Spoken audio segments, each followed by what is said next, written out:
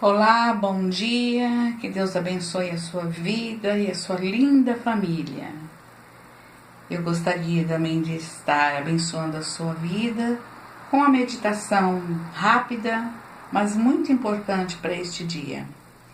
Diz assim em Efésios capítulo 1, versículo 3: Bendito Deus e Pai de nosso Senhor Jesus Cristo, o qual nos abençoou com todas as bênçãos espirituais nos lugares celestiais em Cristo Jesus.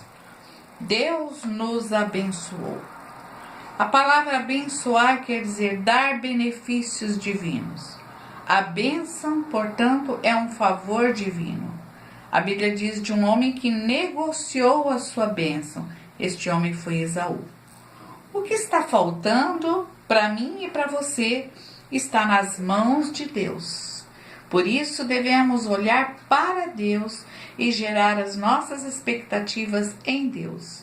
Deus pode usar pessoas para nos abençoar, mas a fonte da bênção é Deus. É Ele que toca, é Ele que usa, é Ele que faz.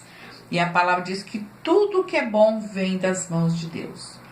Algumas atitudes nós precisamos tomar para tomarmos posse das bênçãos que precisamos.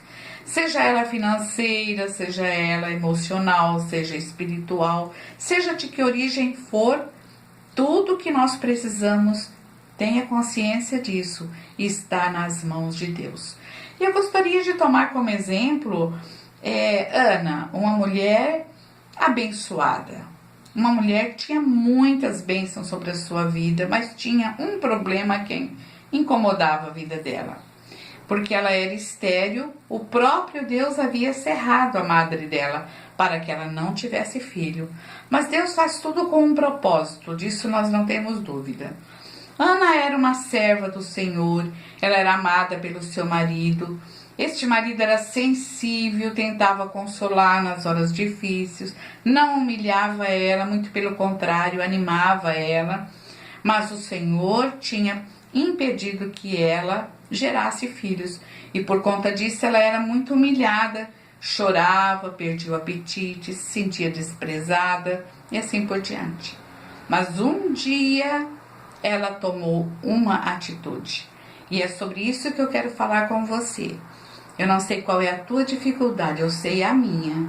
E eu sei que muitas vezes eu carrego aquela dificuldade por muitos dias, meses e até anos, por falta de uma atitude semelhante a essa da Ana.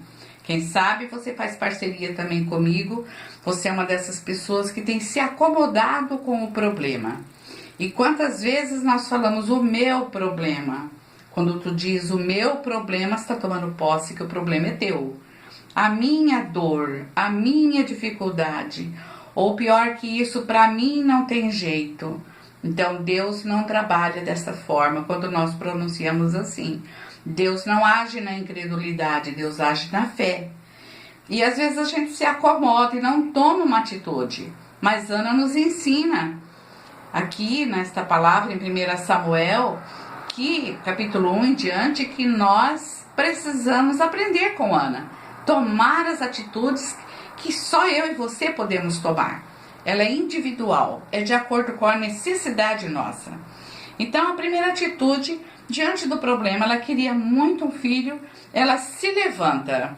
Por certo, ela estava prostrada. Se não estava fisicamente numa cama, deitada com uma depressão, mas estava prostrada diante do problema. A sua alma estava machucada, angustiada. E ela então se levanta, mas se levanta para ir ao templo com um propósito. E nós precisamos cuidar para não ir ao templo por um mero costume. Ah, hoje é dia de culto, hoje eu vou na igreja. Mas com qual propósito você vai? Ah, eu nem pensei nisso. Mas não é assim que nós devemos agir. Nós temos que, cada vez que vamos à igreja, ir com propósito. Deus não fala com quem não tem propósito.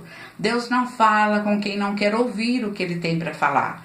Nós precisamos fazer como Ana. Levantar, ir ao templo com um propósito definido. E ela tinha um propósito. Ela queria um filho. Então ela foi falar com quem? Com Deus. porque era o único que poderia fazer com que ela tivesse filho, tivesse esta alegria da maternidade. E ela então vai e ora e chora abundantemente e se humilha. Se você ler o texto, você vai ver quantas vezes ela chama Deus de Senhor.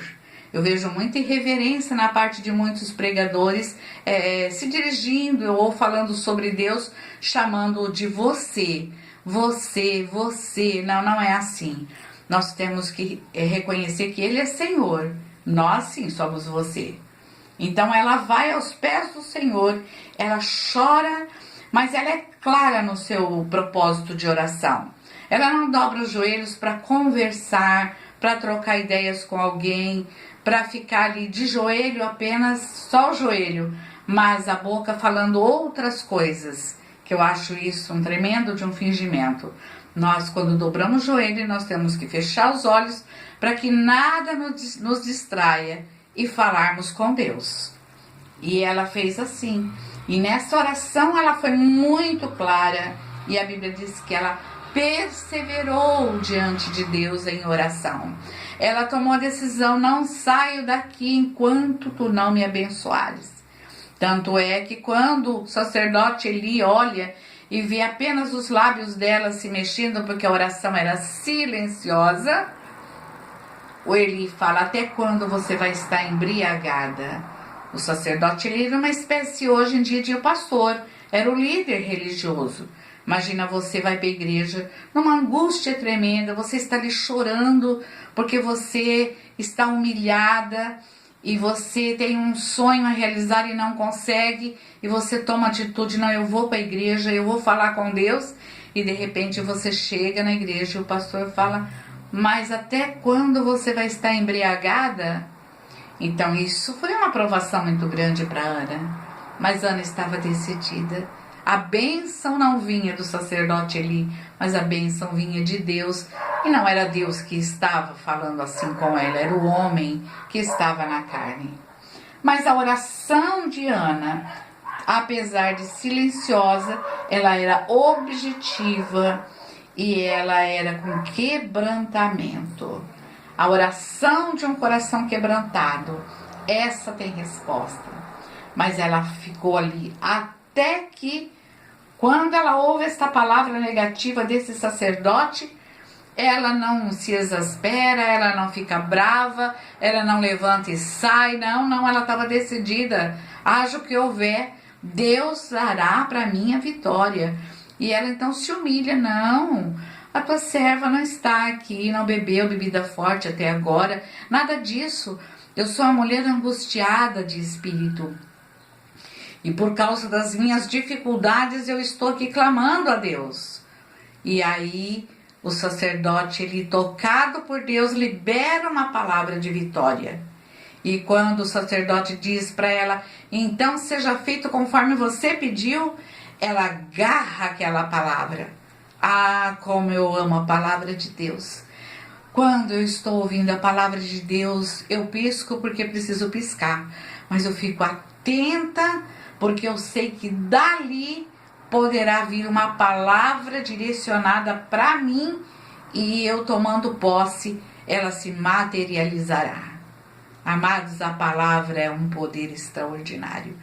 Todas as coisas que existem foram criadas pela palavra, e tudo que você precisa e eu virá através da palavra. Então ela, quando ele diz seja feito, ela tomou posse daquela palavra. Ela não guardou no coração a indiferença e aquela palavra ruim do sacerdote Eli. Não, ela teve discernimento. Essa não é de Deus.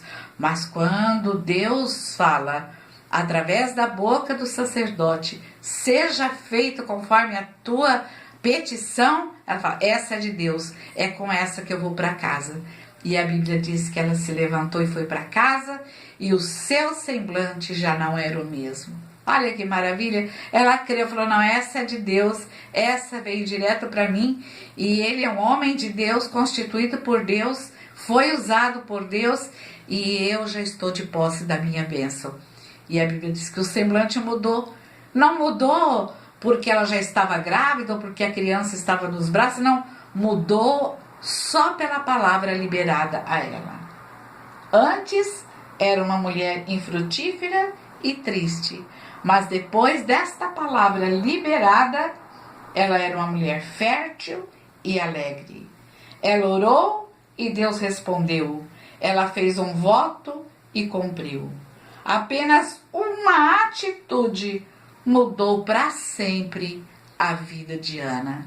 Que Deus seja engrandecido através desta palavra.